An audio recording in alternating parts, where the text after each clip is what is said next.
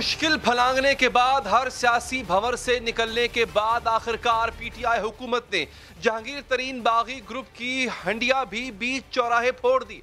PTI के अंदर से निकलने वाला जो ग्रुप पार्टी क़यादत को ललकार रहा था, बेबुनियाद इल्जामात का कीचड़ उछाल रहा था, मुकदमात से छुटकारे और सियासी मफादात के लिए पार्टी को ब्लैकमेल करता नजर आता था, आज पीटीआई की सियासत ने इसे सारे बयानियत की धज्जियां उड़ा दी हैं। तरीन ग्रुप के अपने ही रुकन के हाथों इस ग्रुप की सियासत को खाक में मिला दिया। आज तरीन ग्रुप के सबसे शोला बयान रुकन नजीर चौहान ने न सिर्फ ग्रुप से राहें जुदा करने का ऐलान किया है, बल्कि जहांगीर तरीन को कड़ी तनकीद का निशाना भी बनाया है। मेरा जहांगीर खान तरीन के ग्रुप से कोई तल्लक नहीं है, ना मेरा कोई वास्ता है जहांगीर खान तरीन ग्रुप के साथ। मैं ये समझता हूँ कि जहांगीर खान तरीन ने मुझे बरमला इस्तेमाल किया और इस अपने केस के लिए इस्तेमाल करके मुझे फेंका। नजीर चौहान के ऐलान के ऐलान ताल्लुकी पर तरीन ग्रुप का रद्द अमल भी सामने आया है। पीटीआई के रुकन कौमी असम्बली राजा रियाज ने नजीर चौहान को जज्बाती इंसान करार देते हुए कहा है कि नजीर चौहान दूध पीते बच्चे नहीं कि उनको किसी ने गुमराह किया, वो अपनी मर्जी से ग्रुप में आए थे, किसी ने जबरदस्ती नहीं लाया। राजा रियाज के मुताबिक नजीर चौहान जज्बाती आदमी है, इन्हें मजहबी मामलात पर बयानबाजी करने से मना किया था। हालांकि यही नजीर चौहान कुछ दिन पहले तक जहांगीर तरीन ग्रुप का हर अवल दस्ता थे।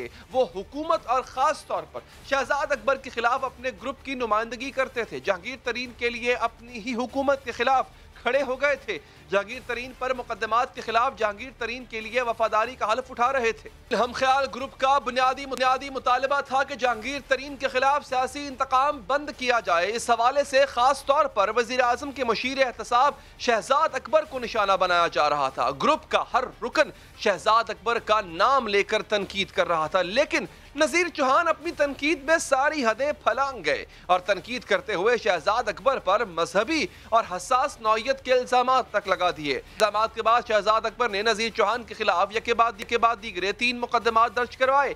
मई के वस्त में शहजाद अकबर ने लाहौर के थाना रेस कोर्स में एक दरख्वास्त दायर की, जिसमें मौक़िफ़ इख्तियार किया गया कि नजीर चौहान ने एक टीवी चैनल पर बैठकर उनके अकीदे से मुतालिक ऐसी बात की है जिससे उनकी और उनके अहले खाना की जिंदगी को शदीद खतरात लाहक हो गए हैं।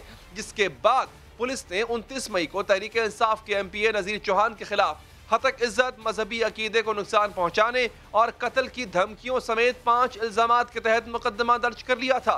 लेकिन इस मुकदमे के बावजूद जहांगीर तरीन ग्रुप की हिमायत के नशे में मुब्तला नजीर चौहान हवा के घोड़े पर ही सवार नजर आए। बजट की मंजूरी और पसपर्दा वजूहात के बायस जून और जुलाई में नजीर चौहान के खिलाफ कोई कार्रवाई नहीं की गई और अचानक 28 जुलाई को इन्हें लाहौर से गिरफ्तार कर लिया गया।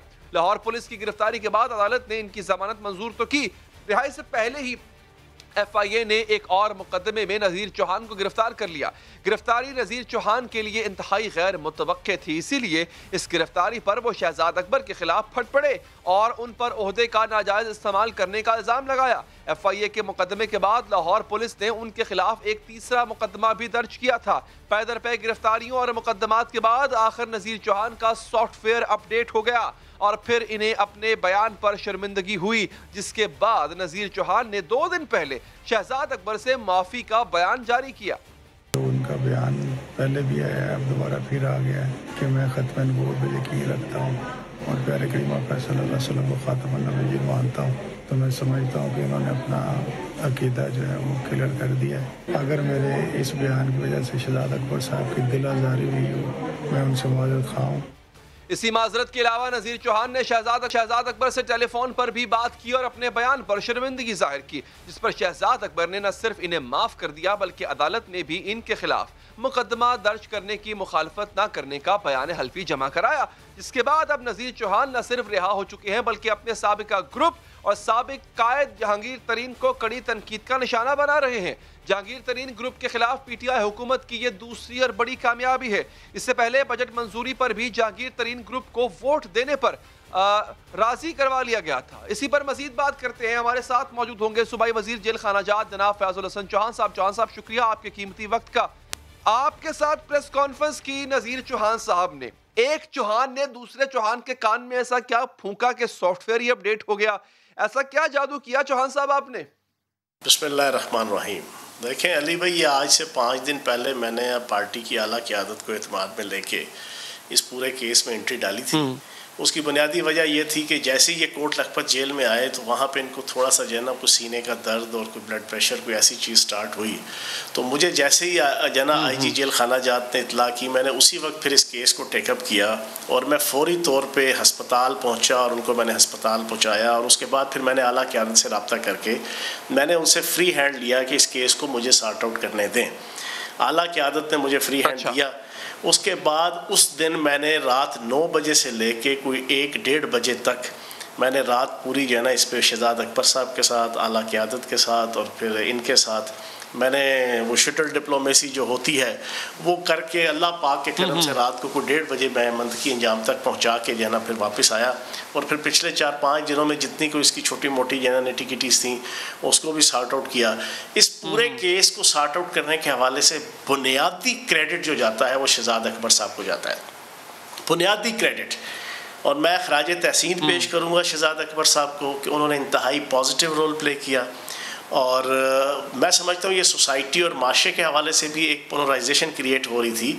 और मैंने आज प्रेस कॉन्फ्रेंस में ये बात कही कि हम में से किसी के पास राइट नहीं है कि अपने मुल्क के अंदर और अपनी रियासत और माशरे के अंदर लोगों के अकीदों को और लोगों के मज़ाहिब को और लोगों के नज़रियात को हम जनाब खंगालते फिरें। ये राइट नहीं है। जो भी पाकिस्तानी है उसका राइट है कि बीइंग अ पाकिस्तानी वो मुल्क और कौम की खिदमत करे। जो भी पाकिस्तानी शहरी है उसका राइट है कि वो जो से मर्ज़ी मज़हब से है, जो से मर्ज़ी अकीदे से है, जो से मर्ज़ी फ़िरके से है, जो सी मर्ज़ी सोच से है, अगर वो पीसफुल पाकिस्तानी के तौर पे और एक पढ़ा लिखा पाकिस्तानी के तौर पे अपना रोल प्ले करना चाहता है तो ये उसका राइट है और उसका हक है।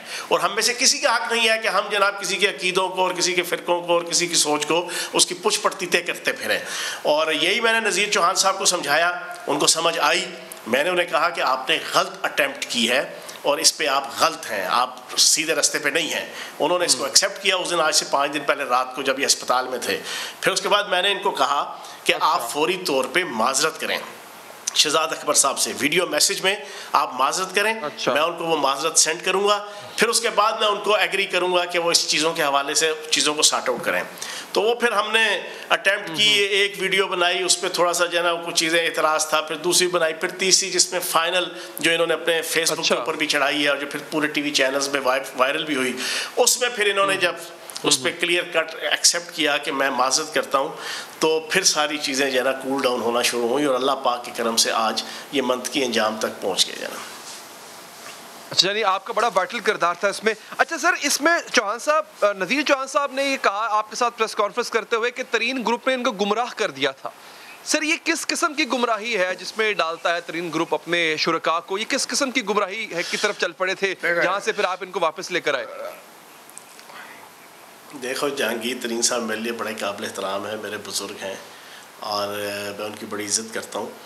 इन्होंने अपना गम और गुस्सा जो निकाला है ना, देखो अली, आप अच्छी तरह जानते हो इंसान अपनी ज़िंदगी में 2 लोगों को कभी नहीं भूलता। एक वो कि जो इंतहाई बुरे और सवीर वक्त में उसके साथ नहीं चलता, दूसरा जो इंतहाई बुरे और सवीर वक्त में उसके साथ खड़ा हो जाता है। ये 2 बंदे नहीं इंसान भूल सकता, ठीक है ना जी। अब हुआ ये कि नज़ीर चौहान साहब तो पिछले 5-6-7 माह से जहांगीर तरीन साहब के साथ खड़े थे, सुबह से लेकर रात तक। जनाब सहरी में भी थे, पिछले रमज़ान गुजरा है, अफ्तार में भी थे, पैसा भी लगा रहे थे, खाने खा भी रहे थे, खाने खिला भी रहे थे, ठीक है जी। हर पेशी पे जाए वो तरीन साहब की टीम के साथ जाए, वो पेशियों पे उनके साथ जा भी रहे थे। अब जब इनके साथ वक्त आया, पहले तो ठंडा ठंडा वक्त था ना कि जनाब दिखाने के लिए जनाब बंदे इकट्ठे होके जाओ जी थाने में चले गए जी, मुझे गिरफ्तार करो जी। वो एक टोपी ड्रामा था, डैश ड्रामा होता था, उसमें तो चलो सारे चले गए। लेकिन जब रियल वक्त आया गिरफ्तार हो गए। उसके बाद मजाल है जो किसी MNA MPA इनके ग्रुप के उसने पूछा हो, किसी ने इनको फ़ोन किया हो, किसी ने इनके बच्चों को फ़ोन किया हो कि जनाब बताओ आपके पापा किस हालत में है। जब उसके बाद TV चैनल्स में और अखबारात में ये तो था बदीदपन, लेकिन गुमराही कैसे तरह मैं गुमराही समझा दे कि ये नज़ीर चौहान समेत बाकी जो इनके 40-50 लोग इनके साथ हैं उनको किस रास्ते पे लेके जा रहे थे? असल में हुआ ये कि इनको हार्ट का प्रॉब्लम हुआ, इनको जनाब तकलीफ़ हुई, ये ICU में एडमिट हुए, ठीक है। मैं अगर पहुंच सकता हूं वहां पे, हालांकि मेरी कोई एक्स्ट्रा ऑर्डनरी इनके साथ दोस्ती भी नहीं थी, एक्स्ट्रा आर्टी दोस्ती नहीं थी, मेरे कोलीग थे, अच्छा ताल्लुक था, सब कुछ था। लेकिन जो लोग पिछले 6-7 माह से सुबह दोपहर शाम इकट्ठे खाने खा रहे हैं, इकट्ठे घूम फिर रहे हैं, इकट्ठे जीने मरने की कस्में खा रहे हैं, जब उनमें से कोई सी बंदे ने फोन करके ये तक नहीं पूछा कि जनाब क्या सूरत हाल है, क्या मामलात हैं, क्यों हार्ट की क्या सूरत हाल है, आप बीमार हो गए, अल्लाह खैर करे, कोई चल के अस्पताल आ जाता, आईसीयू एडमिट से वहां आ जाता, तरीन साहब फोन कर देते, ठीक है ना जी। मैं समझता हूं कि ये चीजें ये बंदा फील कर गया और बिल्कुल ठीक फील की है। मैं भी हूं, आप भी हो इस पोजीशन में, तो वो फील करेगा। तो उन्होंने अपना गम और गुस्सा निकाल दिया। तरीन साहब ने प्रेस कॉन्फ्रेंस में मेरे साथ। अच्छा चौहान साहब, वैसे आपको भी यही लगता है कि तरीन ग्रुप और उनके बाकी साथी बशमूल जहांगीर तरीन साहब ये गुमराह लोगों में से? यार आप चलाकी ना कर अली, मेरे साथ ठीक है ना, जिसको जिस हद तक रखना ना आपने उस हद तक रहो। उन्होंने आपके साथ खड़े होके कहा, नजीर चौहान आपके साथ खड़े होके कहा, सुनो कि ये मुझे गुमराह कर रहे थे। सुनो मेरी बात अली, मेरी बात सुनो यार। मैं इतना कुछ उड़छाड़ चुका है ना, आपकी बातों में मैं आने वाला नहीं हूँ, ठीक है ना। बाड़िया तो बिकी गई है पर कानूनिया से आनी गई है। सुनो सर, तुसी बड़े सीजन पॉलिटिशियन हो सर। सुनो जी, अच्छा बात ये है, मैंने प्रेस कॉन्फ्रेंस में भी ये बात कही, दोबारा आपके सामने कह देता हूँ। पार्टी के अंदर मैं 14 साल से पार्टी का कारकुन हूँ, बुरे वक्तों का, जब 4-4 बंदे होते थे, कारकुन भी 4 होते थे और वही 4 लीडर होते थे। मैं उस वक्त के इमरान खान साहब के साथ हूँ। मैं उस वक्त से लेके आज तक पार्टी के अंदर एक नजरिया रखता हूँ, कोई ग्रुप कोई धड़ा नहीं, एक ही ग्रुप, एक ही धड़ा, एक ही लीडर, वो है वजीर आजम पाकिस्तान इमरान खान साहब। मैंने आज प्रेस कॉन्फ्रेंस में कहा कि अगर कोई ये समझता है कि कोई ग्रुप और धड़ा बना के पार्टी के अंदर जना इज्जत एहतराम के साथ सर्वाइव करेगा, तो ये नहीं हो सकता। इमरान खान साहब से हटके या इमरान खान साहब की सोच से एक साइड पे होके, तो मैं तो किसी ग्रुप और धड़े को नहीं मानता। मैं तो वजीर आजम, हाँ भाई जहांगीर तरीन साहब समझ लें या आप किसी हमारे एमएनए एमपी को, मैं इनके मुंह पे कहता रहा हूँ, मैं इन अपने कोलीग्स जो मेरे एमएनए और जनाब वजीर हैं, मैं उनके साथ मुंह पे बैठ के कहता रहा हूँ कि जनाब आप लोग बिल्कुल गलत कर रहे हो, ये कोई तरीक़ेकार नहीं है। हाँ, जहाँ तक जहांगीर तरीन साहब के अपने जनाब एप्रीहेंशंस हैं, बिल्कुल उन एप्रीहेंशंस को एड्रेस करना चाहिए, इमरान खान साहब को एड्रेस करना चाहिए, हुकूमत को एड्रेस करना चाहिए, लेकिन जो चीज़ें कानून के मुताबिक हैं, हाँ बिल्कुल ठीक है, जो तो कानून के मुताबिक चीजें हैं, वो शहजाद अकबर साहब को अपनी मर्जी तो नहीं कर रहे, हुकूमत कोई जनाब अपनी कोई लाइकिंग डिसलाइकिंग की बुनियाद पर तो नहीं कर रही। अब चीनी का बहरान आया है। अगला इंपॉर्टेंट सवाल चौहान साहब, अगला इंपॉर्टेंट सवाल है सर। देखें अब एक शख्स आपकी पार्टी का है जो कि इस ग्रुप का भी हिस्सा था, वो कह रहा है जी मैं इस ग्रुप से बेजार हूँ, ये ग्रुप कर रहा है गुमराह। अब सर जो बाकी लोगों भी, अब सर चौहान साहब तो आ गए, राह रास्त पे आ गए नज़ीर चौहान साहब, अभी कुछ 25-30 और भी लोग हैं जो गुमराह कुन हैं, तो सर इस गुमराह ग्रुप के खिलाफ कोई कार्रवाई होने जा रही है, करेंगे sir with in the party? में बात करूं विद इन द पार्टी। पहली बात तो ये है कि मैं ये लफ्ज़ इस्तेमाल कर ही नहीं रहा कि वो गुमराह है, ये तो आप अपनी तस्दीक कर लेना, मैं नहीं कह रहा, ठीक है ना। ये नज़ीर चौहान साहब की राय हो सकती है, वो तो सर ताज़ा जना वो जख्मी शेर के तौर पे जना वो कोई भुगत के आए हैं, वो गुस्सा निकाल सकते हैं। अगर तो वो गुमराह नहीं है, भाई साथ खड़े होके सुन लो, चीज़ों को कंफ्यूज ना करें ना, चीज़ों को कंफ्यूज ना करें। मैं गुमराह का लफ्ज़ यूज़ नहीं करूँगा, लेकिन मैं ये एक लफ्ज़ यूज़ करूँगा कि पार्टी के अंदर कोई ग्रुप कोई धड़ा कुछ भी नहीं है, सिर्फ एक ही ग्रुप है, एक ही धड़ा है, एक ही नजरिया है, एक ही सोच है, एक ही राय है, एक ही स्कूल ऑफ थॉट है, उसका नाम इमरान खान है। हाँ। बस, नॉट एट ऑल। आपने अच्छा लफ्ज़ ना इससे ऊपर, ना इससे नीचे, ना इससे दाएं, ना इससे बाएं। मैं काम करता हूँ, मैं गुमराह का लफ्ज़ धड़े के खिलाफ नहीं करूंगा सर।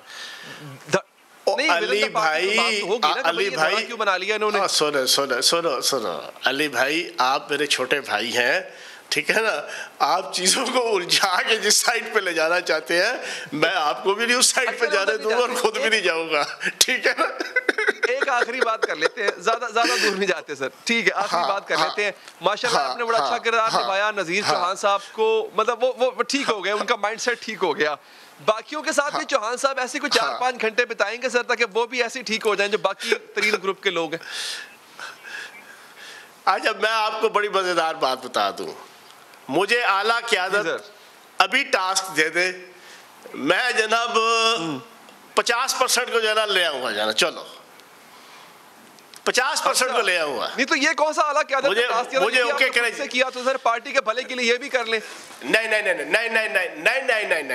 मैंने खुद से नहीं किया, मैंने बाकायदा आला क़यादत से रब्ता करके, प्रॉपर कन्वर्सेशन करके, निगोशिएशन करके, गुफ्तगू करके, सारे facts and figures, repercussions, after facts, side effects उनके सामने रख के, फिर उसके बाद जब उन्होंने मुझे ओके किया तो उसके बाद ये सारी चीज़ हुई। आज मुझे कह दें तो मैं आपको ना लाऊं तो फिर आप मुझे कहिएगा, 50% ले आएंगे वापस। चलें, वेरी गुड। जहांगीर तरीन साहब को भी मना लेंगे सर? जहांगीर तरीन साहब मेरे बुजुर्ग हैं, मेरे भाई हैं, मैं उनकी बहुत इज्जत करता हूं, मैं आपकी बहुत इज्जत करता हूं, ये बात सुन लें आप।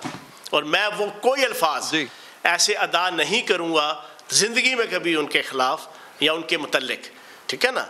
बाकी चीज़ बड़ी क्लियर है, पार्टी का नाम इमरान खान है, इमरान खान साहब की सोच है, इमरान खान साहब की मेहनत है, इमरान खान साहब की स्ट्रगल है, इमरान खान साहब की डेडिकेशन है, इमरान खान साहब की हार्डशिप है, ठीक है जी, उससे दाएं बाएं और कोई चीज़ नहीं। चौहान साहब बहुत शुक्रिया आपके कीमती वक्त का। हमारे साथ मौजूद हैं तहरीक इंसाफ के रहनुमा सलमान नईम साहब। इससे पहले तो जब तारुफ करवाता था तो मैं कहता था साथ में कि जी जहांगीर तरीन ग्रुप, अभी मुझे कंफ्यूजन है, अभी मैंने तारुफ नहीं करवाया, मैं उनसे खुद पूछूंगा कि अभी मैं ये कहकर मुखातिब करूं या ना करूं। सलमान साहब शुक्रिया पहले तो आपके वक्त का। सर पहले तो बताएं कि मैं आपको अभी भी जहांगीर तरीन ग्रुप कह के मुखातिब करूं या ना करूं, क्योंकि आप ही के कॉलीग नज़ीर चौहान साहब ने आज प्रेस कॉन्फ्रेंस में कहा है कि जी ये ग्रुप गुमराह कर रहा है। मैं भी गुमराह हुआ था, आप भी गुमराह हो रहे हैं, बाकियों को भी जहांगीर तरीन साहब और उनका ग्रुप गुमराह कर रहा है। तो सर आप लोग गुमराही के रास्ते पर हैं? जी बहुत शुक्रिया अली हैदर साहब, आपने मुझे अपने शो में इनवाइट किया। देखिए बिल्कुल आप जहांगीर तरीन ग्रुप कह सकते हैं अच्छा हमें, और इस नाम से मुखातिब कर सकते हैं। जहाँ तक बात रही गुमराह करने की, नज़ीर चौहान साहब कोई बच्चे तो नहीं है, वो वोट लेके आए हुए हैं, एक इलेक्टेड नुमाइंदे हैं, असेंबली में पहुंचे हैं। मुझे नहीं उम्मीद थी कि भी वो इस तरह किसी से भी गुमराह हो जाते हैं। अगर वो इतनी जल्दी गुमराह हो जाते हैं तो फिर मेरा ख्याल है कि उनको सोचने की जरूरत है। हम कोई गुमराह नहीं हुए हुए, हम बिल्कुल सोच समझ कर एक कॉज के साथ खड़े हुए हैं। अगर उनके साथ ज्यादती हुई थी, हम लोगों ने उनके साथ स्टैंड लिया, और मैं समझता हूँ कि आज भी हम लोग इकट्ठे हैं। एक आधे बंदे के आने जाने से कोई फर्क नहीं पड़ता किसी ग्रुप को। गुमराही का लफ्ज बिल्कुल मुनासिब नहीं है। नहीं, चौहान साहब ने एक और बात भी की है, वो उन्होंने ये भी कहा है कि ना देखिए मेरा किसी ने पूछा नहीं, जब वो जेरे अताब थे तो सर ये शिकवा आपको नहीं लगता उनका जायज़ है? आप समेत, जहांगीर तरीन साहब समेत कोई किसी ने खैर खबर नहीं ली, किसी ने कोई पैगाम ना भेजा ना सुना उनका कुछ, तो ये इस ज्यादती का भी वो जिक्र कर रहे हैं। जी अली अजहर साहब, ये देखें बात ये है कि जो नज़ीर चौहान साहब जिस तरह के इल्जामात लगा रहे थे शहजाद अकबर साहब पे, वो कोई पॉलिटिकल इल्जामात नहीं थे, वो एक जाती नौयत के इल्जामात थे और मजहबी इल्जामात थे। मैं नहीं समझता कि हमें सियासत में मजहब को बीच में लाना चाहिए और किसी के दीन और ईमान पे शक करना चाहिए। देखें वो तो बड़ी कस्में खाते होते थे हमारे मीटिंग में बैठ के कि मेरे पास सबूत हैं शहजाद अकबर साहब के खिलाफ और मैं ये कर दूंगा, मैं वो कर दूंगा। बल्कि वो बहुत सारे मजहबी रहनुमाओं से वो अपने हक में बयान दिलवाने की भी कोशिश करते रहे। इवन के मौलाना फजलुर रहमान साहब तक से इन्होंने रास्ता करने की कोशिश की। जी बिल्कुल। तो उनको उस वक्त नहीं याद आ रहा था कि मैं गुमराह हुआ हूँ, मैंने किसी के जो है ना वो दीन पे शक किया है, मैंने किसी के ईमान पे शक किया। यानी सलमान नईम साहब, आप जो बात मैं समझ पाया हूं आपकी गुफ्तगू से कि चौहान साहब के इस तरह के इल्जामात लगाने की वजह से आप और आपका ग्रुप पहले ही उनसे किनारा कशी इख्तियार कर चुका हुआ था। जी मैं फॉर्मली हम लोगों ने कोई ऐलान नहीं किया था, लेकिन जहांगीर तरीन साहब इनको मीटिंग में कहते थे कि आप इस तरह के इल्जामात से बराए मेहरबानी गुरेज करें। अच्छा, आप इस चीज का अंदाजा इस चीज से लगा सकते हैं कि ना तो जहांगीर तरीन साहब ने उनके किसी बयान की इस तरह की तायीद की, ना किसी ग्रुप मेंबर ने की। 40 लोग हैं हम, उन लोगों ने कोई इनके बयान की अगर तायीद की हो तो मुझे बताएं। बिल्कुल कहीं पे हमने इस बयान को इंडोर्स नहीं किया जो वो शहजाद अकबर साहब के खिलाफ देते रहे। यानी ये एक स्टेप आगे बढ़ के अपनी वफादारी साबित करना चाह रहे थे और उस सिलसिले में इन्होंने मौलाना फजलुर रहमान से भी राब्ता किया, कोई फतवा लेना चाह रहे थे वहां से। जी बिल्कुल, ये मेरे ख्याल अहमद नूरानी साहब से तो इन्होंने कोई बयान ले भी लिया था और ये बाकी रहनुमाओं से भी राब्ते अवैस नूरानी साहब से। जी जी जी जी। तो अवैस नूरानी साहब से भी इन्होंने राब्ता किया और बाकी रहनुमाओं से भी ये राब्ता करने की कोशिश कर रहे थे, मजहबी जो रहनुमा है इस मुल्क के, कि आप मेरे फेवर में जो है वो स्टेटमेंट दें, शहजाद अकबर साहब के खिलाफ स्टेटमेंट दें।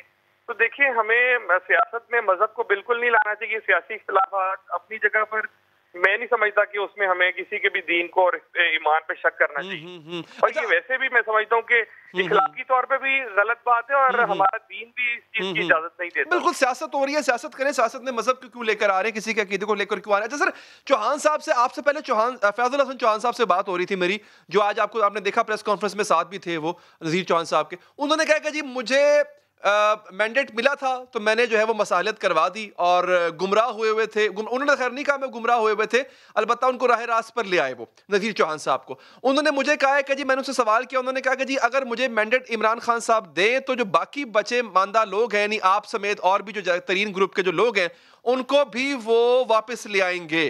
तो सर, कोई मौका देंगे आप चौहान साहब को कि वो आपको थोड़ी तबलीग करें या आपको राह रास्त पर लेकर आए पार्टी के अंदर? फैजुल हसन चौहान साहब जो है वो हमारे भाई हैं, लेकिन इस तरह की बात करना मुनासिब नहीं है। मैंडेट उनको तो बिल्कुल मैंडेट है। वो पंजाब के वजीर हैं जो है, जनाब सूबाई वजीर हैं, वो उनको किस चीज की मैंडेट की जरूरत है वो कोशिश करके देख लें। जहांगीर तरीन ग्रुप जो है वो आज भी जहांगीर तरीन के साथ लॉयल है और मुत्तहिद है, और मैं समझता हूँ इसी तरह रहेगा। कोई एक आधा फर्द अगर चला जाता है या दो चार आ जाते हैं तो इससे क्या फर्क पड़ने वाला है। अच्छा, खामोश क्यों हो गया जहांगीर तरीन ग्रुप इतना? ऐसा नजर आ रहा है बिल्कुल जैसे ठंड पड़ गई है, कि इंसाफ होना शुरू हो गया आपके साथ, इसलिए खामोश हो गए सर? जी देखें, वो इंसाफ इन प्रोसेस है अभी तो इस वजह से फिलहाल अगर ठंड पड़ी हुई है तो, लेकिन मैं समझता हूँ कि वक्त के साथ साथ सियासत में कभी आप बहुत ज्यादा एक्टिव हो जाते हैं, कभी आप जो है वो बैकफुट पे खेल रहे होते हैं, तो ये इस तरह तो चलता रहता है। नहीं, यानी आम ट्विस्टिंग जरा कम हुई है सर। वो जो एक खास हल्का जिसके बारे में बार बार जिक्र किया जाता था कि जी वजीर आजम साहब के इर्द गिर्द 2-3 लोग हैं, वो आम ट्विस्टिंग करवाते हैं ऊपर से बैठ के, वो कुछ उसमें कोई कमी हुई है सर? देखें, जो मामला चल रहे थे जहांगीर तरीन वाले, उसमें तो जाहिर है कमी देखने में आई है। इसी वजह से ही हम लोग फिलहाल मुतमईन हैं। अगर कोई दोबारा ऐसी पेशरफ्त होती है तो बिल्कुल आपके नोटिस में दिया जाएगा। अच्छा, आखिर में सर, अगर जैसा कि बात तो मजाक में चली गई, लेकिन ऑन अ सीरियस नोट, अगर चौहान साहब नहीं कोई और इमरान खान साहब की तरफ से मैंडेट लेके आता है कि जी आए बात करें बैठ के, लेट्स रिजॉल्व जो भी इश्यूज हैं, तो सर वो इश्यूज रिजॉल्व किए जाने की तवक्को है? और फिर ये जो ग्रुपिंग है, मतलब हम फलां ग्रुप के, फिर ये ग्रुपिंग खत्म कर दी जाएगी, things will be normal again? देखिए, मैं आपको एक बात टू बी वेरी फ्रैंक बताऊं कि हर किसी के अपने अपने मसले मसाइल हैं, हर किसी के जो है हल्के के मसाइल हैं। हर कोई मुंतखब नुमाइंदा है तो वो ये चाहता है कि अपने लोगों के ज्यादा से ज्यादा काम कर सके। अच्छा, तो नाराजगियां तो मौजूद हैं, इसमें कोई शक नहीं है। मेरे हल्के की अगर आप बात करें तो मेरे हल्के में फंड्स रुकवाए हुए हैं जनाब, मेरी डेवलपमेंट स्कीम्स अप्रूव नहीं की जा रही और जो है इग्नोर किया जाता है। तो डिफरेंट चीजें तो हैं, मसाइल मौजूद हैं, लेकिन जो जहांगीर तरीन साहब के साथ लॉयल्टी है उनके, देखें उन्होंने भी हमारे जो है वो उन्होंने अपने अच्छे वक्त में हमारा साथ दिया हुआ है, तो अगर आज उनका बुरा वक्त है तो हमारा भी फर्ज बनता है कि हम उनका साथ दें। ठीक है सलमान नईम साहब, इंतहाई मशकूर हूँ, आपके कीमती वक्त का बहुत बहुत शुक्रिया। आगे बढ़ेंगे। वज़ीर आज़म इमरान खान के इंतखाब और तर्ज इंतखाब पर उंगलियां उठती हैं। वो किसी को कोई ओहदा देने से पहले क्या देखते हैं, क्या जांचते हैं? उन लोगों को अपनी टीम में शामिल क्यों नहीं करते जो उनकी सियासी जद्दोजहद का हिस्सा रहे? 22 साल जद्दोजहद के बाद तहरीक इंसाफ इक़्तिदार में आई तो वज़ीर आज़म इमरान खान ने अपनी टीम में वो लोग भी शामिल किए जिन्हें पार्टी का हिस्सा बने 22 महीने भी नहीं गुजरे थे। तहरीक इंसाफ में मंजिल नहीं मिलती, उन्हें मिलती है जो शरीक सफर भी नहीं होते। पंजाब की वजारत आला हो या फिर वफाकी वज़रा की फौज, इमरान खान की सियासी जद्दोजहद के साथी कम और दूसरी जमातों से आए हुए लोग, इंपोर्टेड लोग ज्यादा होते हैं। अब वज़ीर आज़म आज़ाद कश्मीर के लिए भी इमरान खान का इंतखाब भी बहुत से सवालात को जन्म दे रहा है। जब सरदार अब्दुल कयूम न्याज़ी वज़ारत उज़्मा के उम्मीदवार के तौर पर सामने आए तो यही बात हैरान कुन थी, क्योंकि अब्दुल कयूम न्याज़ी तो इस ओहदे के उम्मीदवारान में शामिल ही नहीं थे।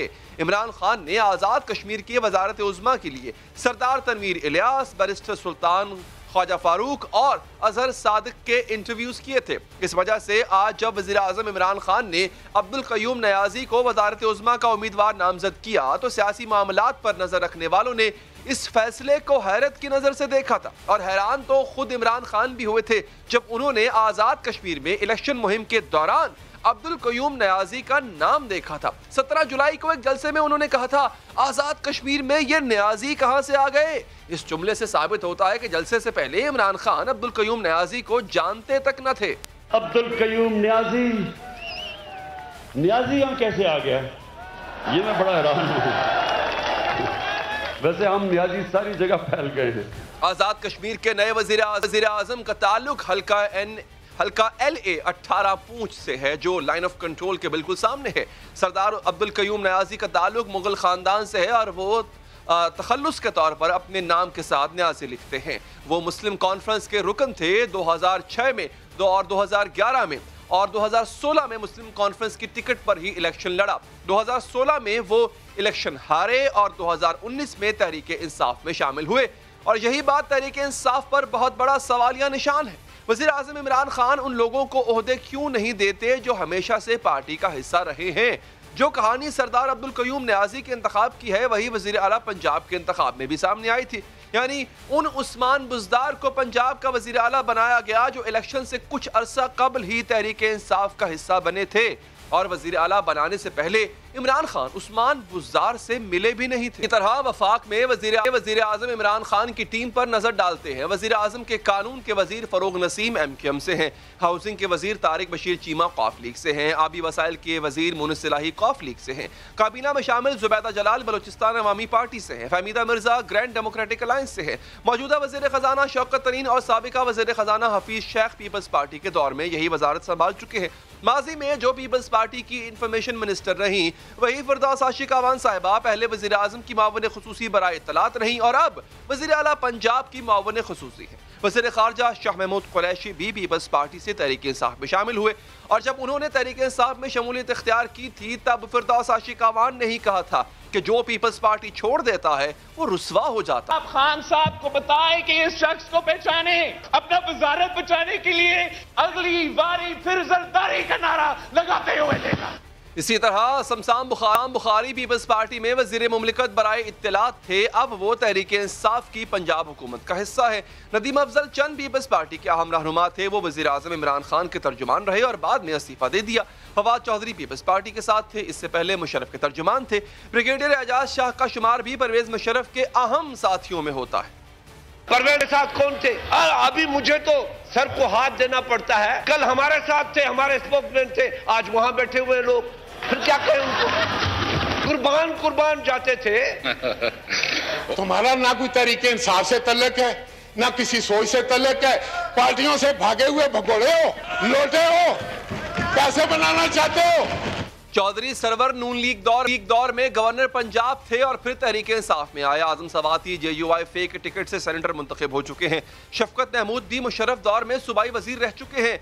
खुसरू बख्तियार और उमर अयूब भी शौकत अजीज की काबीना का हिस्सा रह चुके हैं। बाद में ये नून लीग में शामिल हो गए थे, और जब उमर अयूब ऐवान में गुज़िश्ता हुकूमतों की बुराई का और बुरी कारकर्दगी पर तनकीद करते हैं तो अरकान असम्बली इन्हें याद दिलाते हैं कि आप तो खुद उन हुकूमतों का हिस्सा थे। ये बारूदी सुरंग है जो कि मुस्लिम लीग नून की हुकूमत ने दानिस्ता तौर पे बदनीयती के साथ ये मुआहदे किए और ये कारखाने लगाए। ये वो सूरत हाल है जो हमें विरसे में मिली। 2014 में जनाब स्पीकर जरा रिकॉर्ड चेक करें, कौन सी हुकूमत थी? हमाद साहब कौन सी हुकूमत थी? आपकी नहीं, आपकी मुस्लिम लीग नून की हुकूमत थी। जनाब स्पीकर, आपकी हुकूमत थी, मैं कोई कैबिनेट में नहीं था। जब इमरान खान की टीम में शामिल 28 वफाकी वज़रा में से उनको गिना जाए जो खालिस्तान तहरीक इंसाफ से हैं, तो ये गिनती हाथ की उंगलियों पर पूरी हो जाती है। नंबर 1 वज़ीर मनसूबाबंदी असद उमर जो है वो रह चुके हैं, और उसके पहले 2 वज़ारतें उनकी तब्दील हो चुकी हैं। 2 वज़ीर बहरी उमूर अली जैदी। 3 वज़ीर मवासलात मुराद सईद। 4 शीरी मजारी। 5 अली अमीन गंडापुर। 6 शिबली फराज। और बस वफाकी वज़रा में सिर्फ 6 अफराद हैं जो हमेशा से तहरीक इंसाफ के साथ थे। इस फहरिस्त में मुशीरान, मुआवनीन, खुसूसी और वज़राए मुमलिकत को भी शामिल किया जाए तो बात कहीं आगे बढ़ जाती है। अभी चंद दिन पहले अरबाब गुलाम रहीम को मुआवन खुसूसी बराए उमूर सिंध बना दिया गया। वो पीपल्स पार्टी, नून लीग, कौफ लीग समेत तकरीबन हर सियासी जमात से वाबस्ता रह चुके हैं। मुशीर पार्लिमानी अमूर बाबर अवान पीपल्स पार्टी से वाबस्ता रह चुके हैं। वज़ीर आज़म के मुआवन खुसूसी बराए रेवेन्यू डॉक्टर वकार मसूद नून लीग दौर में सेक्रेटरी खजाना थे। आखिर इसकी वजह क्या है जो तहरीक इंसाफ 22 साल तक जदोजहद करती रही? वो तहरीक इंसाफ हुकूमत में क्यों नहीं आ पाए जो 22 साल पहले थी? ओहदे उनको मिल गए जो बाद में सफर का हिस्सा बने। इसका जवाब आप तलाश कीजिए, हमें तो नहीं मिल, वक्फे के बाद मिलते। नाज़रीन, पाकिस्तान अमेरिका का इत्तेहादी बना, अमेरिका की हर लिहाज से और हर मौके पर मदद की, अपने ही मुल्क में अमेरिकी हमले बर्दाश्त किए, अपने ही इलाकों में फौजी ऑपरेशन किए, अपने ही शहरियों की जानें दी, अपनी ही मईशत का बेड़ा गर्क करवाया, और इस तमाम ताउन के जवाब में पाकिस्तान अपने मफादात का तहफ़्फ़ुज़ तक न कर सका। एक फ़ोन कॉल पर अमेरिका के आगे घुटने टेकने वाले पाकिस्तान को अब अमेरिका फ़ोन तक करना पसंद नहीं करता। जो बाइडन जो अमरीकी सदर बने 6 माह से ऊपर हो चुके हैं, लेकिन उन्होंने पाकिस्तानी वज़ीर-ए-आज़म को फ़ोन तक नहीं किया। अमरीकी अखबार फाइनेंशियल टाइम्स को एक इंटरव्यू में वज़ीर-ए-आज़म के मुशीर बराए कौमी सलामती मुईद यूसुफ ने भी नज़रअंदाज किए जाने का शिकवा किया है। कहा है, अगर अमरीकी सदर की फ़ोन की कोई रियायत है, अगर सिक्योरिटी ताल्लुकात महज रियायत हैं, तो पाकिस्तान के पास भी ऑप्शंस हैं। जबकि तहरीक इंसाफ की रहनुमा अंदलीब अब्बास का कहना है कि इस खबर की में कोई हकीकत नहीं, हुकूमत फाइनेंशियल टाइम्स पर मुकदमा करेगी। इसी के मुताबिक अमरीकी इंतजामिया कहती है कि जो बाइडन अभी तक कई आलमी रहनुमाओं से जाती तौर पर बात नहीं कर पाए, वो सही वक्त आने पर खुद वज़ीर आज़म इमरान खान से बात करेंगे। अब सवाल यह है कि इस आशिकी में इज्जत सादात भी गंवाने के बाद पाकिस्तान को मिला क्या? Been to Joe Biden since he took office? No, I haven't. Is there a reason for that? Whenever he has time, he can speak to me. But at the moment, clearly, he has other priorities. अगर पाकिस्तान को ये शिकायत है कि America इसे अहमियत नहीं दे रहा, तो ये शिकायत बेजा नहीं है, क्योंकि पाकिस्तान हर मामले और हर मोड़ पर अमेरिका के साथ खड़ा रहा। अफगानिस्तान अमन अमल में पाकिस्तान का किरदार कलीदी रहा। पाकिस्तान ने तालिबान रहनुमाओं को अमेरिका के साथ अमन मुआहदे के लिए रजामंद करने में अहम किरदार अदा किया, जिसकी तारीफ अमेरिका खुद करता रहा है और अफगानिस्तान भी। लेकिन इसके बावजूद अमेरिका की नई इंतजामिया को पाकिस्तान से ताल्लुकात बढ़ाने में कोई दिलचस्पी। अमेरिका ने अफगानिस्तान पर जंग मसल्लत की थी, उस वक्त भी पाकिस्तान ने भरपूर मदद की थी। अमेरिका के वो मुतालबे भी पूरे किए जो इसने किए भी नहीं थे। पाकिस्तान ने अमेरिका को फौजी अड्डे दिए थे। नेटो अफवाज को सामान सप्लाई करने के लिए रास्ता भी पाकिस्तान का ही इस्तेमाल किया जाता था। इसके नतीजे में पाकिस्तान बदअमनी का शिकार हुआ। अमेरिकी जंग का हिस्सा बनने की कीमत पाकिस्तान ने बदअमनी की सूरत में चुकाई। पाकिस्तान को जानी और माली नुकसान सामना करना पड़ा। पाकिस्तान में मौजूद अमेरिका मुखालिफ अनासर भी पाकिस्तान के दुश्मन बन गए। पाकिस्तान में खुदकुश हमले शुरू कर दिए गए, जिसके नतीजे में सिक्योरिटी फोर्सेस समेत 70,000 पाकिस्तानी शहीद हुए। 11,000 पाकिस्तानी तो सिर्फ 2009 में शहीद हुए थे। पाकिस्तानी फौज को अपनी सरजमीन पर अस्करी ऑपरेशन करना पड़े, जिसके नतीजे में 9,07,000 पाकिस्तानी बेघर हुए, नकल मकानी करने पर मजबूर हुए। पाकिस्तानी मईशत को $150 अरब का नुकसान। Pakistani government decided to join the US's war on terror. This country was devastated by that. 70,000 Pakistanis died in that war, which we had nothing to do with. We had over $150 billion lost to the economy. Pakistan ने तो America को अपनी सरजमीन पर हमले करने की भी इजाजत दी और अमेरिका ने इस इजाजत का बेदरेग इस्तेमाल किया। वॉइस ऑफ अमेरिका ने डाटा मुरत्तब करने वाले एक इदारे का हवाला देते हुए बताया कि सिर्फ 2010 में कबायली इलाकों में 115 से ज्यादा ड्रोन हमले किए गए। पाकिस्तान की खुद मुख्तारी और फजाई हदूद पामाल करते हुए अमेरिका ने पाकिस्तान में घुसकर उसामा बिन लादेन को कत्ल किया। उसके बावजूद कभी अमेरिका पाकिस्तान से डू मोर का मुतालबा करता रहा और कभी पाकिस्तानी सरजमीन में दहशतगर्दों की महफूज पनाहगाहों के इल्जामात लगाता रहा। अमेरिका ने पाकिस्तानी सरजमीन पर हमले करने के साथ साथ पाकिस्तानी फौजियों को भी निशाना बनाया। 11 जून 2008 को अमेरिकी हमले में पाकिस्तान के 11 फौजी शहीद हुए। नवंबर 2011 में सलाला चौकी पर अमेरिकी हमले में 24 पाकिस्तानी फौजी शहीद हुए। और अमेरिका की दीदा दलेरी देखें, पाकिस्तानी फौजियों की शहादत पर माफी तक न मांगी। 7 माह तक पाकिस्तान ये मुतालबा करता रहा कि अमेरिका इस कत्ल नाहक की माफी मांगे। 7 माह तक अमेरिका इनकार करता रहा। जब पाकिस्तान ने नेटो सप्लाई के लिए अपने रास्ते बंद किए, तो फिर भी अमेरिका ने माफी मांगने की बजाय कहा, हमें पाकिस्तानी फौजियों की शहादत पर अफसोस है, और इस मामले में पाकिस्तान को कसूरवार भी ठहराया। जबकि पाकिस्तान माफी की बजाय अफसोस ही खुश हो गया। पाकिस्तान ने अमेरिका के लिए सब कुछ किया, इल्जामात सहे, जाने दी, माशी नुकसान उठाया, और अब अमेरिका को एक फोन कॉल करना गवारा नहीं है। इसी पर तजिया लेंगे साबिक सफीर तजिया निगार जनाब जाफर हिलाली साहब। शुक्रिया आपके वक्त। सर, मुझे सबसे पहले तो ये बताइए था कि इस कॉल का इंतजार करना ये कैसा है पाकिस्तान के लिए? मतलब ठीक है, अमेरिका कॉल नहीं कर रहा, मगर ये शिकायत करना इटसेल्फ ये भी सही है डिप्लोमेटिकली, क्योंकि वजारत खारजा के तर्जुमान ने कहा है कि जी ऐसे बयानात नहीं देने चाहिए। एक धड़ा कह रहा है कि जी ऐसे बयान हमने दिए नहीं, अभी तक ऑफिशियल तरदीद इसकी नहीं आई है। मगर वजारत खारजा जो कह रही है, क्या वो ठीक कह रही है कि हमें ऐसे बयानात से इज्तनाब करना चाहिए? बिल्कुल सही कह रहा है दफ्तर खारजा, बिल्कुल नहीं ऐसी चीज कहना चाहिए। क्या होगा पहले तो आप सोचिए कि अगर आप कह रहे हैं तो इससे होगा क्या? उसको भीख मांग रहे हैं कि खुदा के लिए आके बात करो। अगर भी बात कर लिया तो होगा क्या? क्या आपका पॉलिसी बिल्कुल चेंज हो जाएगा? क्या होगा? I just don't understand it. भाई वो नई बात किया इसलिए वो बताना चाहता था कि आप लोग जो हैं कि कोई अहमियत है ही नहीं। हिंदुस्तान हमारा दोस्त बन गया है, अमेरिका कह रहा है हिंदुस्तान हमारा स्ट्रेटेजिक पार्टनर बन गया है, हिंदुस्तान हमारा मिलिट्री एलाई बन गया है। आप क्या है? ये है उनका तक मैसेज, और वो मैसेज हमें मिल जाना चाहिए और अकॉर्डिंगली हम अपने पॉलिसीज को ये करना चाहिए, सिंपल करना चाहिए। इधर तो यही एक बात के पीछे लगे क्यों नहीं क्यों नहीं क्यों नहीं। अच्छा चलिए मैं आपको बता देता हूँ, वो कह रहे हैं कि हमारा सबसे बड़ा इंसल्ट क्या हुआ कि दो दिन बाद बाइडेन जब आया, 2 दिन बाद वो हमारे अदालतों ने जाके वो डैनियल पर्ल जो है उसका मर्डरर को हमने कहा कि इसको छोड़ दो। माने जो भी वो था हमने कहा इनको छोड़ दो। अब वो डैनियल पर्ल के जो बाप हैं वो बाइडेन के मेरे सुना है दोस्त हैं, डेमोक्रेट्स हैं, यहूदी हैं। हमें इस किस्म के लॉबी को आपने पहले दिन दूसरे दिन उसके आने के साथ ये कर दिया तो ऐसा लग रहा था कि ये हमारा तोहफा है बाइडेन के लिए। मैं नहीं कह रहा हूँ कि हमने ऐसा प्लान किया, ऑफ कोर्स नॉट, मगर कहने की बात है कि अगर वो ऐसा ये समझा तो वो ब्लिंकन जो उनका सेक्रेटरी ऑफ स्टेट अब बाद में जो बना, फौरन आके उसने एक बड़ा क्रिटिकल स्टेटमेंट, स्ट्रॉन्ग स्टेटमेंट दिया पाकिस्तान के खिलाफ कि हम ऐसा नहीं होने देंगे, और फिर हमें अरेस्ट करना पड़ा उस आदमी को जिसने कोर्ट्स ने कहा था इसको रहा करो। देखिए कहने की बात ये है कि अगर आप अपनी डिप्लोमेसी और ये इस किस्म के तरीके से कंडक्ट करते हैं तो फिर कुछ ना कुछ नतीजा तो आएगा।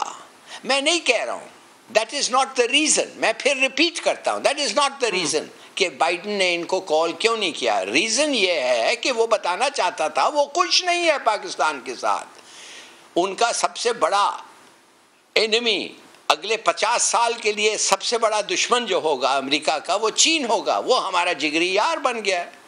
हमने कहा है नो फ्रेंडशिप मोर देन चीन, हमारा स्ट्रेटेजिक पार्टनर वो बन गया है और ये इंडिया को मिलिट्री एलाई बना दिया है। तो भाई जाहिर है हमारे और उनके रुख मुल्क बिल्कुल मुख्तलिफ हैं। अब this is a bad marriage. अब सिर्फ बैड मैरिज का क्या फैसला हो सकता है? A divorce. अब तरीके से डिवोर्स करो, आराम से एक डिवोर्स करो, तू मैं छोड़ो। मगर ये कहते नहीं नहीं बात करो, क्यों नहीं बात किया? What is this? I just don't understand it. मुझे तो नहीं समझ आई। वेरी वेल नरेटेड हिलाली साहब, और बड़े अच्छे अंदाज से आपने बताया है। यानी इट्स अ बैड मैरिज, अब वक्त हो चुका है कता ताल्लुक करने का, और हम ये कह भी चुके हैं कि हमारे पास और भी ऑप्शन है। ये NSA का बयान है, पूरा पढ़ देता हूँ। अगर अमेरिकी सदर पाकिस्तानी क़यादत को नज़रअंदाज करते रहे तो पाकिस्तान के पास और भी ऑप्शन हैं। तो सर वो और ऑप्शन तो चीन है और वो हम पहले ही चूज़ कर चुके हैं। तो ये धमकी हम अमेरिका को क्यों दे रहे हैं कि हमें नज़रअंदाज मत करो, हमारे पास और भी ऑप्शन हैं? काश के मुझे जवाब पता होता। आई डोंट नो, ये कहने की जरूरत ही क्या थी कि हमारे और ऑप्शंस हैं। जो हैं हम वो लेंगे, जो हैं हम वो करेंगे। इनको याद दिलाने की जरूरत क्या? भाई ये पूरे मसले को जिक्र करना भी क्या जरूरत है? तुम गए हो इधर, क्यों गए हो? क्या यही बात है उससे बात करवाने? अगर यही मकसद था तुम्हारा तो यूजलेस। बेहतर ये है कि जाके समझो उनसे अगला क्या वो कहना चाहते हैं। वो बहुत चीज़ें आपसे करवाना चाहते हैं। वो कहते हैं तुम मिलिट्री पार्टनर मत बढ़ो, स्ट्रेटेजिक पार्टनर मत बढ़ो, कम पैसे लो, नहीं तो हम सैंक्शन भी शायद करें तुम्हें। Just get ready for all that. इसके लिए तैयार हों। और उनको बताओ आपके लाल लाइन क्या है जो आप क्रॉस नहीं कर सकते। अमेरिका नोबडी कैन क्रॉस, बताएं उनको वो रेड लाइंस क्या हैं। और अगर कुछ नहीं मिला उधर से खाली हाथ वापस आए, कम से कम यू हैव अंडरस्टूड, समझ गए हैं वो क्या चाहते हैं।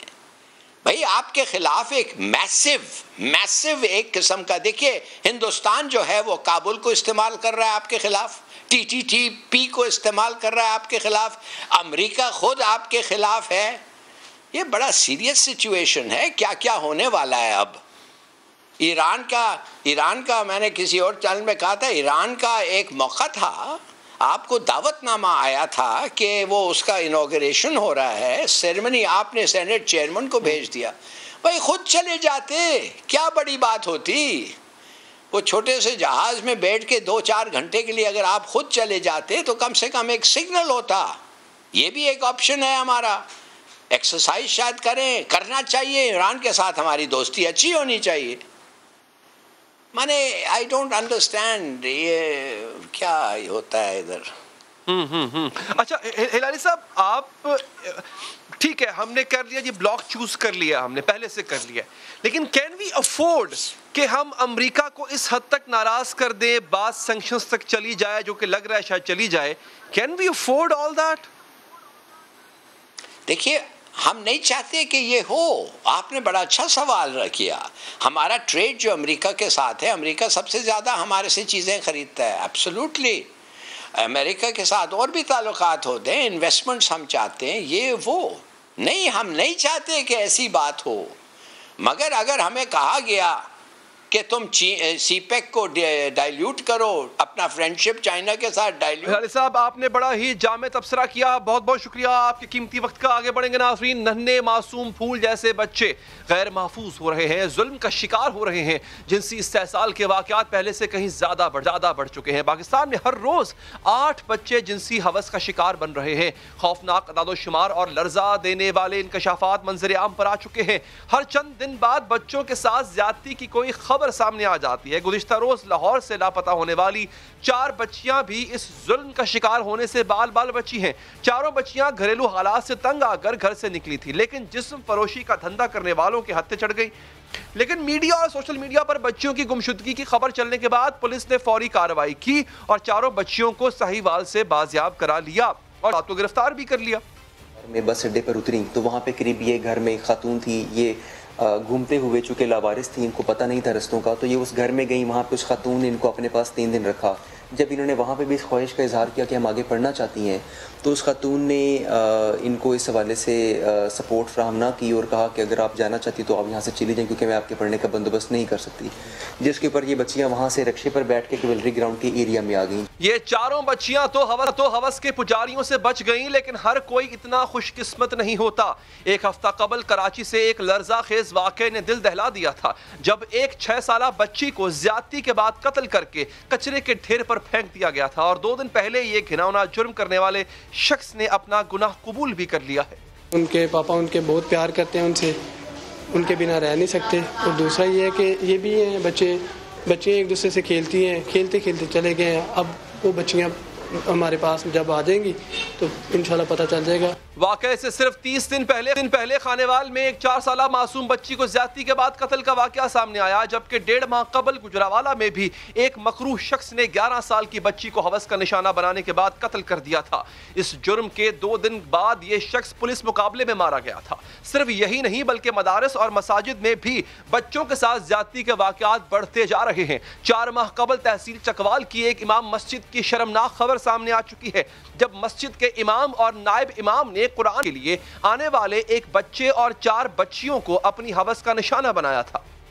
जब हमने इसकी प्रोब किया, इसके अंदर गए, तो ये पता चला कि ना सिर्फ ये हुआ है बल्कि इसकी वीडियो भी बनाई गई। जब वो वीडियो सामने आई तो उसके मोबाइल में और भी वीडियो सामने आई, और उन वीडियोस में 8-10 साल छोटी बच्चियां जो कि माइनर में आती हैं, उन बच्चियों के साथ जाती की वीडियोस या उनके साथ नाज़ेबा हरकत की वीडियोस जो है वो भी हमारे सामने आई। पाकिस्तान ने बच्चों के तहफ़्फ़ुज़ के हवाले से सूरत हाल इंतहाई संगीन हो चुकी है। बच्चों के जिनसी इस्तेहसाल से तहफ़्फ़ुज़ के लिए काम करने वाली गैर सरकारी तंजीम साहिल की रिपोर्ट के मुताबिक साल 2020 में बच्चों की जिनसी इस्तेहसाल के मजमूई तौर पर 2960 वाक़यात रिपोर्ट हुए और ये तादाद गुज़िश्ता साल के वाक़यात के मुकाबले में 4% ज़्यादा है।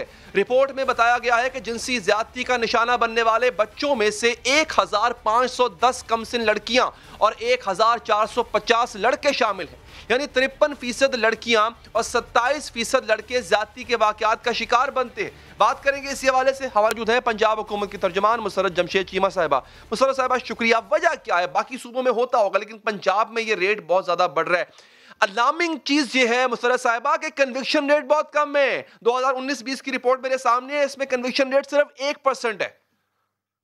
बिस्मिल्लाहिर्रहमानिर्रहीम, बहुत शुक्रिया। सबसे पहले तो बड़े दुख के साथ ये कहना पड़ता है कि आपकी बात बिल्कुल ठीक है, केसेस में इजाफा हो रहा है, लेकिन इसको अगर दूसरे एंगल से देखा जाए तो इसमें एक पहलू ये भी है कि अब केसेस रजिस्टर ज़्यादा होना शुरू हो गए हैं, जो कि एक अच्छी बात है। जब तक केसेस रजिस्टर नहीं होंगे तब तक हम कल्प्रिट्स को सज़ाएं दे नहीं सकते।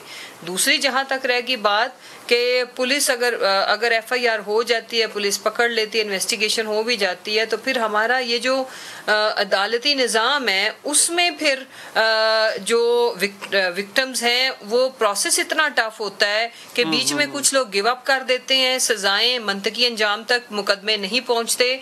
और दूसरी जो सबसे अहम पहलू है जिसके ऊपर एज ए गवर्नमेंट हमें जो जितने भी गवर्नमेंट तो मैं नहीं कहूँगी, तमाम पार्लियामेंटेरियंस, तमाम जो सियासी जमातें, हमें सबको बैठ के लेजिस्लेशन इस तरह की करना चाहिए कि इस तरह के केसेस में जो मुद्दई हो वो स्टेट हो। क्यों मैं ये क्यों कह रही हूँ?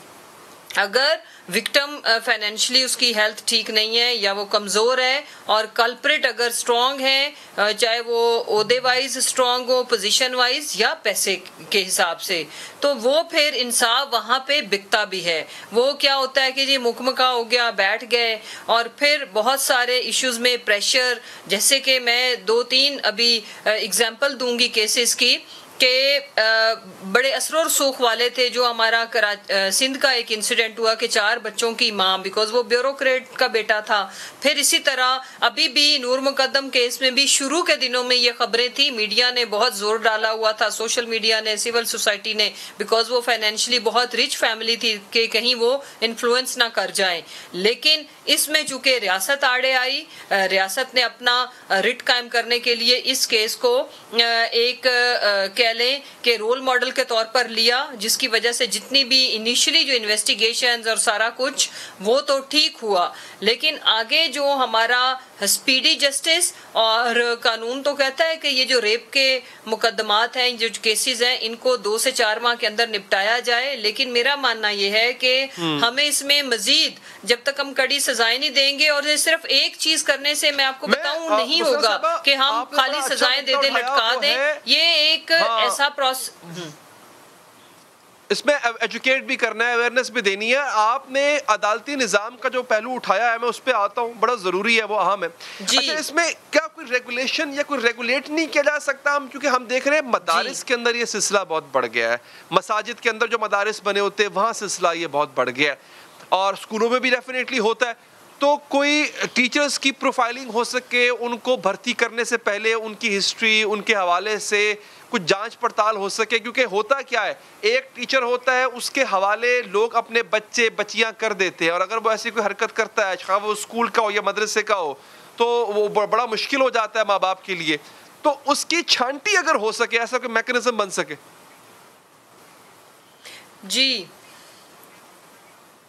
जी बिल्कुल, देखें कि ये तो नागुज़ीर है, इसके ऊपर तो गवर्नमेंट बहुत सीरियस है और हम काम भी कर रहे हैं। मैं बताती हूँ कैसे। सबसे पहले तो हमने रेगुलर किया मदरसों को। ठीक है मुसर्रत साहब, वक्त चुके बहुत कम है, बहुत शुक्रिया, आपके कीमती वक्त का। प्रोग्राम का वक्त यहाँ पर खत्म हो जाता है, दीजिए इजाजत, अल्लाह ने के बाद।